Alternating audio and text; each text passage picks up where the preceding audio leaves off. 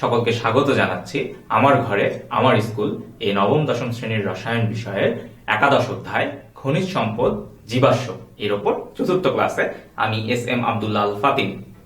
আজকের পাঠ শেষে আমরা শিখতে পারবো অসম্পৃক্ত হাইড্রোকার্বনের প্রস্তুতি, তার যাবতীয় বিক্রিয়া এবং অসম্পৃক্ত হাইড্রোকার্বনের যে ভৌত বা রাসায়নিক ধর্ম আছে সেগুলো সম্পর্কে। তো আজকের ক্লাসে যাওয়ার আগে চলো আমরা একটু দেখে নিই গত ক্লাসে আমরা কি কি শিখেছিলাম। গত ক্লাসে আমরা আলোচনা করেছিলাম সম্পৃক্ত হাইড্রোকার্বনের প্রস্তুতির বিক্রিয়া, তার ভৌত ও রাসায়নিক যে ধর্ম আছে সেগুলো ব্যাখ্যা করেছিলাম। এরই ধারাবাহিকতায় আজকে আমরা শিখব অসম্পৃক্ত হাইড্রোকার্বন অর্থাৎ অ্যালকিন এবং অ্যালকাইনের যে প্রস্তুতির বিক্রিয়া আছে সেগুলো দেখব, একই সাথে তাদের বেশ কিছু ধর্ম নিয়ে আমরা আজকে আলোচনা করব। তো চলো আজকে আমরা আমাদের ক্লাসের মূল আলোচনায় চলে যাই। অসম্পৃক্ত হাইড্রোকার্বনের আলোচনা আমরা শুরু করব অ্যালকিন দিয়ে। অ্যালকিনের আলোচনায় শুরুতে যদি আমরা একটু চিনে নেই যে অ্যালকিন কারা, আমরা যদি একটু সংজ্ঞায়ন করতে চাই তাহলে আমরা এভাবে বলতে পারি যে যে সকল জৈব যৌগের অণুতে আমরা দেখব যে কার্বন শিকলে কার্বন কার্বন দ্বিবন্ধন থাকে তাদেরকে আমরা বলছি অ্যালকিন। আমরা একটি প্রথম ক্লাসে আমরা জেনে এসেছি যে যদি একক বন্ধন থাকে তাহলে কি অ্যালকেন, যদি দ্বিবন্ধন থাকে তাহলে আমরা তাকে বলি অ্যালকিন, ত্রিবন্ধন থাকলে অ্যালকাইন। কোথায়? কার্বন শিকলে কার্বন কার্বন বন্ধনে আমরা দেখব যে একক বন্ধন আছে না দ্বিবন্ধন আছে না ত্রিবন্ধন আছে, তা আমরা বলছি অ্যালকিনের কথা। তাহলে আমরা দেখব যে কার্বন কার্বনের মধ্যে যে বন্ধন সেটা যদি দ্বিবন্ধন হয়, আমার কাছে যে যদি আমি একটি উদাহরণ দেখি যেমন ইথিন, ইথিনে আমরা দেখছি যে কার্বন শিকলে কার্বন কার্বনে দ্বিবন্ধন উপস্থিত। একইভাবে আমি যদি প্রোপিনের কথা বলি, এখানেও আমরা দেখব যে আমার কার্বন সংখ্যা কয়টি? 3টি। তো এই যে কার্বনের যে চেইন, এই কার্বন শিকলে আমি দেখতে পাচ্ছি যে কার্বন কার্বন বন্ধনে কি আছে? দ্বিবন্ধন আছে। কার্বনের শিকল 3টি কার্বন, অন্তত কি একটি কি আছে? এখানে আমরা দেখতে পাচ্ছি যে কার্বন কার্বন দ্বিবন্ধন বিদ্যমান। সুতরাং এদেরকে আমরা কি বলছি? এদেরকে আমরা একটি সাধারণ নামে ডাকছি, সেটি হচ্ছে অ্যালকিন। আর এই ইথিন বা প্রোপিন এরা কি অ্যালকিনের সদস্য। অ্যালকেনের প্রথম সদস্য যেমন ছিল মিথেন, এরপরে ইথেন, প্রোপেন, পর্যায়ক্রমে আমরা পেয়েছি বিউটেন। এভাবে আমরা অ্যালকিনের বেলায় অ্যালকিনের যে প্রথম দিকের সদস্য বা নিম্নতর সদস্য আমরা বলে থাকি সেটি হচ্ছে ইথিন, প্রোপিন, এভাবে বিউটিন, পেন্টিন, হেক্সিন ইত্যাদি। তো ইথিন, প্রোপিন এই যে নিম্নতর যে সদস্যগুলো আছে, এই অ্যালকিনের এই নিম্নতর সদস্যগুলি হ্যালোজেনের সাথে বিক্রিয়া দেয়। হ্যালোজেন কারা? হ্যালোজেন হচ্ছে সামুদ্রিক লবণ উৎপাদক। আমরা সবাই জানি যে পর্যায় সারণীতে গ্রুপ 17 এর যে মৌলগুলো, হ্যালোজেন বলতে আমরা বুঝি পর্যায় সারণীতে গ্রুপ 17 এর যে মৌলগুলি আছে যেমন ক্লোরিন, ফ্লোরিন, ব্রোমিন, আয়োডিন ইত্যাদি। তো প্রোপিন বা ইথিন এরা কি করে? এরা যখন ক্লোরিন বা ব্রোমিনের সাথে বিক্রিয়া করে তখন তারা যেই পদার্থ উৎপন্ন করে সাধারণত সেই পদার্থগুলো কি হয়? তৈলাক্ত হয়। তো এই ধর্মের কারণে আমরা আবার অ্যালকিন গুলোকে অনেক সময় অলিফিন ডাকি। গ্রিক শব্দ অলিফিয়েন্ট, এইখান থেকেই আমরা বলি অ্যালকিনকে আরো একটি নাম দিলাম কি সেটা? অলিফিন। এর অর্থ হচ্ছে অয়েল ফর্মিং। অর্থাৎ এই যে অ্যালকিনের যে নিম্নতর সদস্যগুলি আছে তারা যে ক্লোরিন বা ব্রোমিনের সাথে বিক্রিয়া দিয়ে তারা যে তৈলাক্ত পদার্থগুলো উৎপন্ন করে, এই কারণেই আমরা অ্যালকিনকে আরো একটি নামে ডাকি, সেটি হচ্ছে অলিফিন। আমরা অ্যালকিনের নাম জানলাম যে অ্যালকিনকে আমরা কি অলিফিন নামেও ডাকি। এখন যে ভিন্ন ভিন্ন যে অ্যালকিনের যে সদস্যগুলো আছে যে ইথিন, প্রোপিন, এদের নামকরণটা আমরা কিভাবে করি? খুবই কিন্তু সহজ। আমরা গত ক্লাসেই কিন্তু দেখে এসেছি যে ইউপ্যাক পদ্ধতি, আমরা একটি পদ্ধতির সাথে পরিচিত হয়েছিলাম, ইউপ্যাক পদ্ধতি। এবং এই ইউপ্যাক পদ্ধতি নিয়ে আমরা কি অ্যালকেনের নামকরণ করেছিলাম। একইভাবে আমরা অ্যালকিনের নামকরণ করব, শুধু পরিবর্তনটা কোথায় হবে? পরিবর্তনটা হবে এই অ্যালকেনে আমরা নামের শেষে যে এন যুক্ত করতাম, অ্যালকিনে আমরা নামের শেষে যুক্ত করব ইন, বা ইংরেজিতে যদি বলি তাহলে ইএনই, ইন। আমরা যদি একটি উদাহরণ দেখি, যেমন আমরা অ্যালকেনে যদি কার্বন সংখ্যা হয় 2টি তাহলে আমরা নাম দিয়েছিলাম ইথেন। কেন? কার্বন সংখ্যা 2, এর জন্য আমরা গ্রিক সংখ্যা সূচক শব্দ ইথ বসিয়েছিলাম নামের শুরুতে, তার সাথে যোগ করেছিলাম এন, ওই যে অ্যালকেনের এন, তাহলে আমি পেয়েছিলাম ইথেন। কিন্তু যখন আমি অ্যালকিনের কথা বলবো, আমি অ্যালকিনের নাম পেলাম কি? ইথেন। অ্যালকিনের বেলায় আমি নামকরণ কি করব? শেষে কি যোগ করব? শেষে যোগ করব ইন। তাহলে আমি পাবো কার্বন সংখ্যা যদি 2 হয় তাহলে শুরুতে বসবে ইথ, আর যদি অ্যালকিন হয় তাহলে তার সাথে যুক্ত হবে ইন, তাহলে আমি কি পেয়ে যাচ্ছি? ইথিন। আমি যদি একটু সংকেত দেখি তাহলে ইথিনের সংকেত হচ্ছে C2H4। একইভাবে আমরা জানি কি প্রোপেন, এখান থেকে আমরা কি পাবো? প্রোপিন। অ্যালকেনের নামের শেষে যেমন আমরা অ্যান যুক্ত করি, অ্যালকিনের বেলায় আমরা কি করব? নামের শেষে ইন যুক্ত করব, তাহলে পেয়ে গেলাম প্রোপিন। তাহলে আমরা এই সংকেতগুলো থেকে কিন্তু আমরা গত ক্লাসেও কিন্তু এটাও জেনে এসেছি যে অ্যালকিনের সাধারণ সংকেত কি ছিল। আমরা কি মনে আছে যে সমগোত্রীয় শ্রেণীতে জেনে এসেছিলাম যে অ্যালকিনের সাধারণ সংকেত হচ্ছে CnH2n। আমরা এখানে যে দুটি উদাহরণ দেখলাম এখান থেকেও কিন্তু আমরা পরিষ্কার যে অ্যালকিনের সাধারণ সংকেত হচ্ছে CnH2n। সুতরাং আমরা কিন্তু এভাবে খুব সহজেই চাইলে অ্যালকিনের নামকরণ করতে পারবো। ইউপ্যাক পদ্ধতিতে আমরা অ্যালকেনের নাম যেভাবে করে এসেছি একই পদ্ধতিতে আমরা এভাবে অ্যালকিনের নামকরণগুলো করতে পারবো। এবার আমরা চলে যাব অ্যালকিনের প্রস্তুতিতে। অ্যালকিনের প্রস্তুতি এর প্রথম আমরা যে বিক্রিয়াটি দেখব, এখানে আমরা দেখব একটি অ্যালকাইল হ্যালাইড ব্যবহার করেছি। আমরা কিন্তু অ্যালকাইল সম্পর্কেও গত ক্লাসে পড়ে এসেছি। রসায়নের মজাটাই এখানে যে আমরা সব বিষয়গুলো কি একটি আরেকটির সাথে কানেক্টেড, জড়িত, আমাকে কিন্তু মুখস্থ করতে হবে না। তাহলে অ্যালকাইল হ্যালাইড মানে কি? আমরা অ্যালকাইল তো পড়ে এসেছি যে যে কোনো একটা অ্যালকেন থেকে একটি হাইড্রোজেন অপসারণ করলে যে মূলকটা পাই তাকে আমরা কি বলি? অ্যালকাইল মূলক। তাহলে আমি যদি ইথেন থেকে একটা হাইড্রোজেন সরিয়ে ফেলি তাহলে কি থাকে? ইথাইল মূলক। এখানে আমরা ব্যবহার করেছি ইথাইল ক্লোরাইড। এখন এই ইথাইল ক্লোরাইডের সাথে আমরা যদি সোডিয়াম হাইড্রোক্সাইডের জলীয় দ্রবণকে উত্তপ্ত করি তাহলে কিন্তু আমার কাঙ্ক্ষিত উৎপাদ পাওয়া সম্ভব, অর্থাৎ আমি অ্যালকিন পেয়ে যাব। তা আমরা একটু বোঝার চেষ্টা করব সোডিয়াম হাইড্রোক্সাইডের জলীয় দ্রবণ। এখানে সোডিয়াম কি? ধাতু। তাহলে ধাতু সবসময় তার লবণ উৎপন্ন করবে। এখন এখানে হ্যালাইড আছে, আমি কি বলেছি? ইথাইল ক্লোরাইড বা অ্যালকাইল হ্যালাইড। এর মানে এখানে হ্যালোজেনকে ক্লোরিন। তো আমরা হ্যালোজেন মানে কি জানি? আমি ক্লাসের শুরুতেই বলেছি হ্যালোজেন হচ্ছে সামুদ্রিক লবণ উৎপাদক। তাহলে ধাতু কি বললাম? সব সময় তার লবণ উৎপন্ন করবে। তাহলে এখানে সোডিয়াম ধাতু কার সাথে লবণ উৎপন্ন করবে? ক্লোরিন। তাহলে এই সোডিয়াম আর ক্লোরিন একত্র হয়ে কি উৎপন্ন করবে? Sodium chloride. তাহলে সোডিয়াম আর ক্লোরিন তো তারা একসাথে লবণ উৎপন্ন করলো। এই যে হাইড্রক্সিল, সোডিয়াম হাইড্রক্সাইডের সাথে যে হাইড্রক্সিল মূলকটা ছিল ও তখন কি করবে? এই হাইড্রক্সিল মূলক এই ইথাইল মূলক থেকে একটি হাইড্রোজেন বের করে এনে কি করবে? H বন্ড OH, অর্থাৎ কি পানি উৎপন্ন করলো। তাহলে বাকি থাকে কি?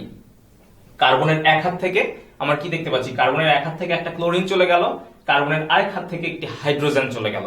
তাহলে যদি দুইটা কার্বনের বেলায় আমরা কি দেখতে পাচ্ছি? যে দুটো করে হাত খালি, কিন্তু এই কার্বনের তিনটা হাত পূরণ হয়ে আছে, এই কার্বনেরও তিনটা হাত পূরণ হয়ে আছে, নিচের দিকে আমরা দুটো হাত ফাঁকা দেখছি। তাহলে কি হবে? আমরা কিন্তু গত ক্লাসে পড়ে এসেছিলাম যে সংযোজন বিক্রিয়ায় কি একটি বন্ধন ভেঙে দুইটি একক বন্ধন তৈরি হচ্ছিল, বা একটি পাই বন্ধন বা একটি দ্বিবন্ধন ভেঙে কি হচ্ছিল? একক বন্ধন তৈরি হচ্ছিল দুইটি। তাহলে এখানে ঠিক উল্টো দিকে যাবো, অর্থাৎ আমার কাছে দুইটি একক বন্ধন আছে এবং এই কার্বন তখন কি তার যেহেতু যোজনী 4, তার হাত কয়টি হতে হবে? 4। সেটি পূরণের জন্য তখন এরা নিজেদের মধ্যে একটি বন্ধন গঠন করবে। ফলশ্রুতিতে আমি পাবো হচ্ছে দ্বিবন্ধন, এবং কি পেয়ে যাচ্ছি? আমি আসলে পাচ্ছি হচ্ছে অ্যালকিন বা ইথিন। গত ক্লাসে আমরা কি করেছিলাম? আমরা দেখেছিলাম যে ইথিনের সাথে যখন আমি হাইড্রোজেন যুক্ত করছিলাম তখন এই ইথিনের পাই বন্ধন বা দ্বিবন্ধনটা ভেঙে এরকম কি দুটো একক বন্ধন বের হচ্ছিল।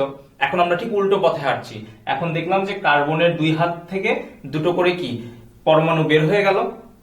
তাহলে এই দুটো হাত কার্বন পরমাণু তখন কি করে? তখন নিজেদের মধ্যে বন্ধন গঠন করে, অর্থাৎ দ্বিবন্ধন গঠন করে। আমরা এইভাবে পেয়ে যাচ্ছি ইথিন। একইভাবে আমরা আরেকটি উপায়ে এই ইথিন বা অ্যালকিন প্রস্তুত করতে পারি। আমরা যদি দেখি যে আমার কাছে যদি থাকে ইথানল, এই ইথানলকে আমরা যদি অতিরিক্ত সালফিউরিক অ্যাসিডের সাথে বিক্রিয়া দেই, আমরা মনে রাখবো সালফিউরিক অ্যাসিড হচ্ছে নিরোধক পদার্থ। কি বললাম? সালফিউরিক অ্যাসিড হচ্ছে নিরোধক পদার্থ। এই সালফিউরিক অ্যাসিড এখান থেকে এখনো পানি অপসারণ করবে। তাহলে যদি পানি অপসারণ করতে হয় তাহলে এই কার্বনের হাত থেকে OH এবং এই কার্বনের হাত থেকে একটি হাইড্রোজেন, এদেরকে কি আকারে বের করবে? পানি আকারে বের করবে। তাহলে আমরা দেখব যে এখন যে দুটো কার্বন আছে এই দুটো কার্বনেরও কি আগের মতোই একটি করে হাত কি হয়ে গেল? খালি। তাহলে তারা তখন নিজেদের মধ্যে বন্ধন গঠন করবে। কিভাবে? তখন তারা নিজেদের মধ্যে সমঝোতা করে একটি দ্বিবন্ধন গঠন করবে। কারণ এই কার্বনে দেখবে আমারও একটি হাত খালি, এই কার্বন পরমাণু দেখবে তারও একটি হাত খালি। তখন তারা নিজেদের মধ্যে একটি বন্ধন গঠন করবে এবং ফলশ্রুতিতে আমি পাবো হচ্ছে দ্বিবন্ধন। অর্থাৎ এখানেও আমি কি পাচ্ছি? অ্যালকিন বা ইথিন। এভাবে খুব সহজেই কিন্তু আমরা অ্যালকিনের প্রস্তুত প্রণালীগুলো মনে রাখবো। এই পর্যায়ে আমরা অ্যালকিনের রাসায়নিক ধর্ম সম্পর্কে জানব। এই রাসায়নিক ধর্মের অধীনে আমরা সর্বমোট 5টি বিক্রিয়া দেখব এবং এই 5টি বিক্রিয়া দেখলেই কিন্তু আমাদের এই বিষয়বস্তু সম্পর্কে একটা স্বচ্ছ ধারণা চলে আসবে। আমরা খুব ভালোভাবে মনে রাখবো যে অ্যালকিনে কিন্তু কার্বন কার্বন দ্বিবন্ধন আছে। গত ক্লাসেই আমরা বলেছি যে এই অসম্পৃক্ত হাইড্রোকার্বনে যদি আমি দেখি কার্বন কার্বনে দ্বিবন্ধন আছে, তাহলে আমরা মনে রাখবো যে একটি হচ্ছে সিগমা বন্ধন এবং আরেকটি হচ্ছে পাই বন্ধন। আমরা এটাও বলেছিলাম যে এই সিগমা বন্ধন শক্তিশালী, যেটাকে ভাঙা যায় না, কিন্তু পাই বন্ধন সিগমা বন্ধনের চাইতে দুর্বল বন্ধন এবং যেটি ভেঙে যায়। আমাদের বইতেও কিন্তু এভাবেই বলা আছে যে এই যে কার্বন কার্বনের যে দ্বিবন্ধন আছে, এই দ্বিবন্ধনের মধ্যে একটি বন্ধন হচ্ছে শক্তিশালী এবং আরেকটি হচ্ছে দুর্বল। ওই শক্তিশালী বন্ধনটাই কিন্তু সিগমা বন্ধন এবং যে বন্ধনটি দুর্বল, সেই দুর্বল বন্ধনটির আরো একটি নাম হচ্ছে পাই বন্ধন। তাহলে আমরা মনে রাখবো যে সিগমা বন্ধন সহজে না ভাঙলেও এই পাই বন্ধনটা ভেঙে যাবে, অর্থাৎ দ্বিবন্ধনের মধ্যে যেই বন্ধনটি দুর্বল অর্থাৎ পাই বন্ধন, সেটি কি হবে, সেটি কিন্তু ভেঙে যাবে। আর এই যে দুর্বল বন্ধন থাকার কারণেই এই অ্যালকিন কি করে, তারা কিন্তু সংযোজন বিক্রিয়ায় অংশ নেয়। সুতরাং আমরা মনে রাখবো যে অ্যালকিন সংযোজন বিক্রিয়ায় কি হয়ে যাচ্ছে। আমরা গত ক্লাসেই কিন্তু দেখে এসেছি অ্যালকেনকে যখন আমরা প্রস্তুত করেছিলাম অ্যালকিন থেকে, তখনই কিন্তু আমরা বলেছিলাম যে সংযোজন বিক্রিয়ায় কি হয়, দ্বিবন্ধন ভাঙে বা পাই বন্ধন ভাঙে এবং ভেঙে একটি বন্ধন ভেঙে আমার কি হয়ে যাচ্ছিল, দুইটি একক বন্ধন তৈরি হচ্ছিল, বা একটি পাই বন্ধন ভেঙে দুইটি সিগমা বন্ধন তৈরি হচ্ছিল। আমরা এই জিনিসটি আরেকটু পরিষ্কার হব আমরা যদি একটি উদাহরণ দেখি। তাহলে আমরা দেখব যে অ্যালকিন রাসায়নিকভাবে সক্রিয় কিনা, অর্থাৎ বন্ধন ভাঙনের মাধ্যমে অ্যালকিন রাসায়নিক বিক্রিয়ায় অংশ নেয় কিনা। অ্যালকিনের প্রথম যে উদাহরণটি দেখছি, আমরা দেখব যে হাইড্রোজেনের সাথে বিক্রিয়ায় কি হবে, যখন হাইড্রোজেনের সাথে সংযোজন বিক্রিয়ায় আমি অ্যালকিনকে পরখ করব, দেখব যে এই যে অ্যালকিনে যে দ্বিবন্ধন আছে, এই দ্বিবন্ধনের মধ্যে যে দুর্বল বন্ধন অর্থাৎ পাই বন্ধন, সেই পাই বন্ধনটি ভেঙে যাবে। তাহলে ভেঙে গেলে কি হয়ে যাচ্ছে, দুটো কার্বনেরই আমি দেখব একটি করে হাত খালি, অর্থাৎ একটি করে হাত বের হয়ে আছে খালি। সেই খালি হাতে বা ফাঁকা হাতে কে বসবে, এই যে একটি করে হাইড্রোজেন, তারা বসে যাবে, অর্থাৎ আমি কি পেয়ে যাব, আমি পেয়ে যাব ইথেন। একইভাবে আমি দেখব যে অ্যালকিন যদি পানির সাথে বিক্রিয়া করে, আমরা দেখব পানি কিভাবে ভাঙে, এইচ বন্ড OH। আর অ্যালকিনটা কিভাবে ভাঙবে, ওই যে দ্বিবন্ধনের মধ্যে যেটি দুর্বল বন্ধন অর্থাৎ পাই বন্ধন, সেটি ভেঙে যাবে। আমরা গত ক্লাসেই কিন্তু বলে এসেছি যে এরকম সংযোজন বিক্রিয়ায় কি হয়, দ্বিবন্ধন থাকলে সেই দ্বিবন্ধন ভেঙে, দ্বিবন্ধনের একটি বন্ধন ভেঙে গিয়ে দুইটি একক বন্ধন তৈরি হবে, অর্থাৎ একটি পাই বন্ধন ভেঙে গিয়ে দুইটি সিগমা বন্ধন বের হবে। এখন এই ফাঁকা হাতগুলোতে কে বসবে, এইচ আর OH। তাহলে আমি কি পেয়ে যাবো, আমি পেয়ে যাবো অ্যালকোহল বা ইথানল। এরপরের উদাহরণটি যদি আমরা দেখি, এখানেও দেখব যে দ্বিবন্ধন ভেঙে যাবে, দুইটি একক বন্ধন বের হবে এবং সেই একক বন্ধনে কারা বসবে, একটি করে ব্রোমিন বসে যাবে, অর্থাৎ আমি পাবো ডাইব্রোমো ইথেন। একইভাবে পরের যে বিক্রিয়াটি আছে, এটি কিন্তু একটু গুরুত্বপূর্ণ বিক্রিয়া। আমরা কোনো একটি যৌগে অসম্পৃক্ততার পরীক্ষা করি এই বিক্রিয়ার মাধ্যমে। আমরা দেখব যে ইথিনের মধ্যে যদি পটাশিয়াম পারম্যাঙ্গানেটের গোলাপি বর্ণের দ্রবণ এবং পটাশিয়াম হাইড্রক্সাইড চালনা করা হয়, কি বললাম, এই পটাশিয়াম হাইড্রক্সাইড এর দ্রবণের বর্ণ কি হবে, গোলাপি। তো গোলাপি বর্ণের পটাশিয়াম পারম্যাঙ্গানেট দ্রবণ এবং পটাশিয়াম হাইড্রক্সাইডকে যদি আমরা ইথিনের মধ্যে চালনা করি এবং আমরা যদি দেখি যে গোলাপি বর্ণটা অপসারণ হয়েছে বা গোলাপি বর্ণটা দূরীভূত হয়েছে, গোলাপি বর্ণটা বর্ণহীন হয়ে গেছে, তাহলে আমরা বুঝবো যে এই যৌগে অসম্পৃক্ততা প্রমাণিত হলো। অর্থাৎ অসম্পৃক্ত যেই যৌগ আছে অর্থাৎ ইথিন যখন পটাশিয়াম পারম্যাঙ্গানেট এবং পটাশিয়াম হাইড্রক্সাইডের সাথে বিক্রিয়া করবে, তখন যেই যৌগটা উৎপন্ন হয় ইথিলিন গ্লাইকল, এই বিক্রিয়া দ্বারা প্রমাণিত হয় যে ইথিন কি অসম্পৃক্ত যৌগ বা এখানে দ্বিবন্ধন উপস্থিত। এখন যখনই পটাশিয়াম পারম্যাঙ্গানেট এবং পটাশিয়াম হাইড্রক্সাইড চালনা করব, তখন এদের বিক্রিয়ায় আমার কি হবে, জায়মান অক্সিজেন এবং দ্রবণের যে পানি, তারা পরস্পরের মধ্যে বিক্রিয়া করে হাইড্রোজেন পারঅক্সাইড তৈরি করবে, যাদেরকে আমরা এভাবে লিখতে পারি যে OH বন্ড OH। তাহলে এই যে ইথিন, তার তো দ্বিবন্ধন ভেঙে দুইটি করে ফাঁকা হাত বের হলো, সেই ফাঁকা হাতে কে বসবে, এই OH দুটো বসে যাবে, অর্থাৎ আমি পাবো ইথিলিন গ্লাইকল। এরপরে আমরা সর্বশেষ যে বিক্রিয়াটি দেখব, এটি হচ্ছে আমরা আরেকটি বিশেষ নামে ডাকি পলিমারকরণ। আমরা দেখব যে একটি মনোমার অর্থাৎ ইথিন কে যদি আমরা 1000 বায়ুমণ্ডলীয় চাপ এবং 200 ডিগ্রি সেলসিয়াস তাপমাত্রা এবং সামান্য অক্সিজেনের উপস্থিতিতে যদি চালনা করি তাহলে আমরা পলিমার পাবো বা আমরা পাবো পলিথিন। এটাকে আমরা বলছি কি পলিমারকরণ বিক্রিয়া। আমরা এই 5টি বিক্রিয়া খুব সহজে এভাবে মনে রাখবো এবং আমরা বিশ্বাস করি পর্যাপ্ত অনুশীলনের মাধ্যমে তোমরা এগুলো খুব সহজেই মনে রাখতে পারবে। এই পর্যায়ে আমরা আলোচনা করব অ্যালকাইন নিয়ে। তো অ্যালকিনে আমরা কি বলেছিলাম যে যে সকল জৈব যৌগের অণুতে কার্বন শিকলে আমরা দেখেছি যে কার্বন কার্বনে অন্তত একটি দ্বিবন্ধন থাকে, তাদেরকে আমরা বলেছি অ্যালকিন। এবার অ্যালকাইনে আমরা বলবো যে কার্বন শিকলে কার্বন কার্বনে কি থাকতে হবে, অন্তত একটি ত্রিবন্ধন থাকতে হবে। আমরা যদি একটি উদাহরণ দেখি, যেমন এখানে আমরা দেখতে পাচ্ছি C2H2, এটাকে আমরা বলছি অ্যাসিটিলিন বা আরো একটি নামে আমরা জানি, সেটি হচ্ছে যেহেতু কার্বন সংখ্যা 2 তাহলে নামের শুরুতে বসবে ইথ এবং শেষে আমার কি যুক্ত হবে, যেহেতু অ্যালকাইন অ্যালকাইনের আইন, তাহলে এখানে আমরা পাচ্ছি ইথ যোগ আইন মানে ইথাইন। তাহলে এই যে উদাহরণটি আমরা এখানে দেখতে পাচ্ছি যে এখানে 2টি কার্বন আছে এবং এই কার্বন কার্বন এখানে কি ত্রিবন্ধন বিদ্যমান। আমরা যদি আরেকটি উদাহরণ দেখি, যেমন C3H4, আমরা এখানে যে কার্বন শিকলটি পাচ্ছি আমরা দেখব যে অন্তত একটি কার্বন কার্বন কি আছে বলতো, ত্রিবন্ধন বিদ্যমান। তাই আমরা এটিকে কি বলছি, এটিকে আমরা বলছি অ্যালকাইন। তাহলে যে সকল জৈব যৌগের অণুতে আমরা দেখব যে কার্বন শিকলে অন্তত একটি কার্বন কার্বন ত্রিবন্ধন বিদ্যমান তাকে আমরা বলছি অ্যালকাইন। নামকরণটাও তাহলে আমরা একটু শিখে ফেলি। আমরা প্রথম যে উদাহরণটি দেখলাম যে কার্বন সংখ্যা 2টি ছিল, যার জন্য নাম কি বলেছিলাম, ইথ যোগ আইন মানে ইথাইন। আমরা পরবর্তী যে উদাহরণটি দেখলাম যেখানে কার্বন সংখ্যা ছিল 3টি, তো কার্বন সংখ্যা যদি 3 থাকে তাহলে নামের শুরুতে গ্রিক সংখ্যা সূচক যে শব্দটা বসে সেটা কি তোমাদের মনে আছে? নিশ্চয়ই মনে আছে, প্রোপ। তাহলে এই প্রোপের সাথে শেষে কে যুক্ত হবে? যেহেতু অ্যালকেন এর নামকরণে আমরা নামের শেষে যুক্ত করেছিলাম এন, অ্যালকিন এর বেলায় আমরা নামের শেষে যুক্ত করেছিলাম ইন, তাহলে অ্যালকাইনে কি যুক্ত করছি বলতো, আইন। তাহলে প্রোপ যোগ আইন কি পাচ্ছি, প্রোপাইন। একই সাথে যদি আমরা আরেকটি উদাহরণ দেখি C4H6, এর নাম কি হবে, যেহেতু কার্বন সংখ্যা 4 তাই আমরা খুব সহজেই বলে দিতে পারছি এর নাম হবে বিউটাইন। এভাবে ইউপ্যাক পদ্ধতিতে কিন্তু আমরা খুব সহজেই নামকরণটি শিখে ফেললাম। এবার আমরা দেখব অ্যালকাইনের প্রস্তুত প্রণালী। অ্যালকাইনের একটি সাধারণ প্রস্তুত প্রণালী বা একটি বিক্রিয়া আছে, আমরা সেটি একটু দেখার চেষ্টা করব। আমরা যদি ক্যালসিয়াম কার্বাইডের সাথে পানির এই বিক্রিয়াটি দেখি তাহলে আমরা দেখব যে আমরা ধাতব হাইড্রোক্সাইড এবং পাবো ইথাইন।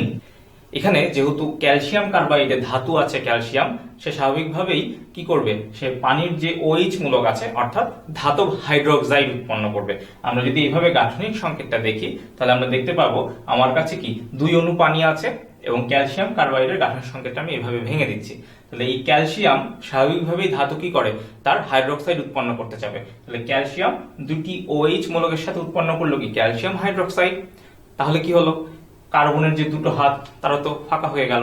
এখন এই ফাঁকা হাতে কে বসবে, যেহেতু কার্বনের একটি করে হাত খালি এবং হাইড্রোজেন আছে এখানে 2টি এবং হাইড্রোজেনের যোজনী কত, 1, অর্থাৎ হাইড্রোজেনের একটি করে হাত পূরণ করতে হবে। তাহলে এই কার্বনের একটি হাতে বসবে হাইড্রোজেন, এই কার্বনের একটি হাতে বসবে হাইড্রোজেন, অর্থাৎ আমরা কি পেয়ে গেলাম, আমরা কিন্তু পেয়ে গেলাম ইথাইন বা অ্যাসিটিলিন। তো এভাবে খুব সহজেই কিন্তু আমরা ইথাইন প্রস্তুত করতে পারি। আমরা দেখে নিলাম ইথাইনের প্রস্তুত প্রণালী।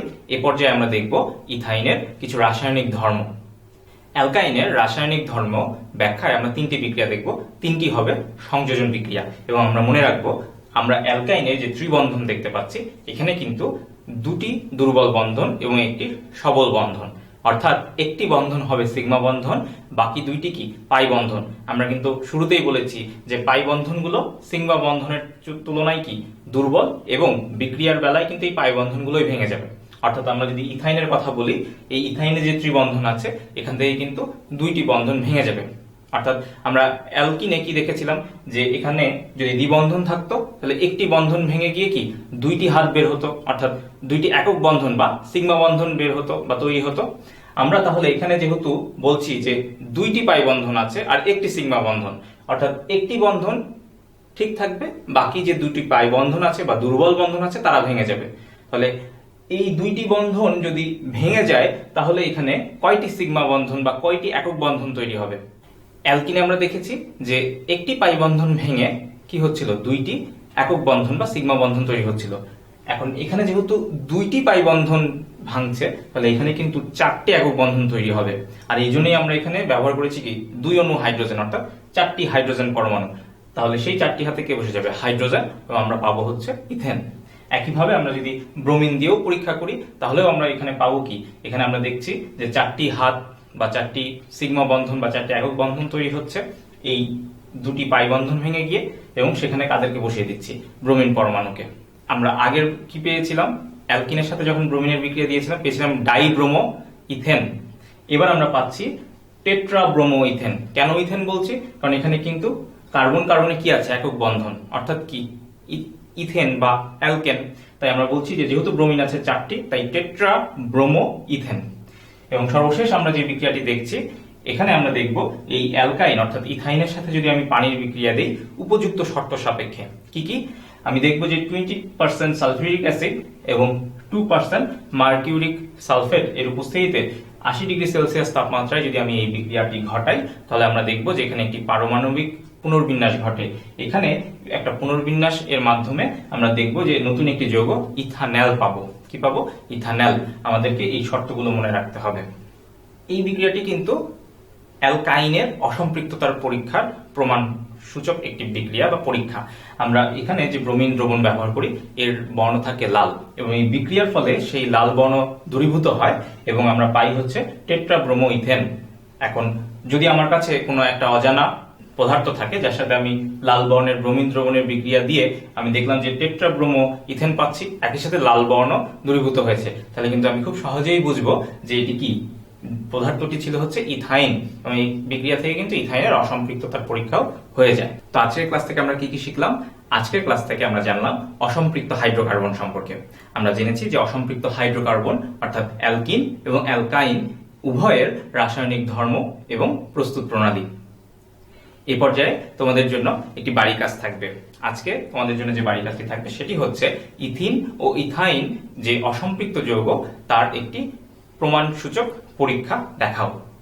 আমি বিশ্বাস করি পর্যাপ্ত অনুশীলনের মাধ্যমে তোমরা এটি সহজেই সমাধান করতে পারবে, এবং স্কুল খোলার পর তোমরা এই বাড়ি কাজটি তোমাদের শ্রেণী শিক্ষকের কাছে জমা দিবে, যা ধারাবাহিক মূল্যায়নের সাথে যুক্ত হবে। তোমরা সবাই ভালো থাকো, নিরাপদে থাকো, সরকারি নির্দেশনা মেনে ঘরে অবস্থান করো এবং স্বাস্থ্যবিধি মেনে চলো। তোমরা যদি এই ক্লাসটি পুনরায় করতে চাও তাহলে চোখ রাখো আমার ঘরে আমার স্কুল এর অফিসিয়াল ফেসবুক পেজ বা ইউটিউব চ্যানেলে। ধন্যবাদ সবাইকে।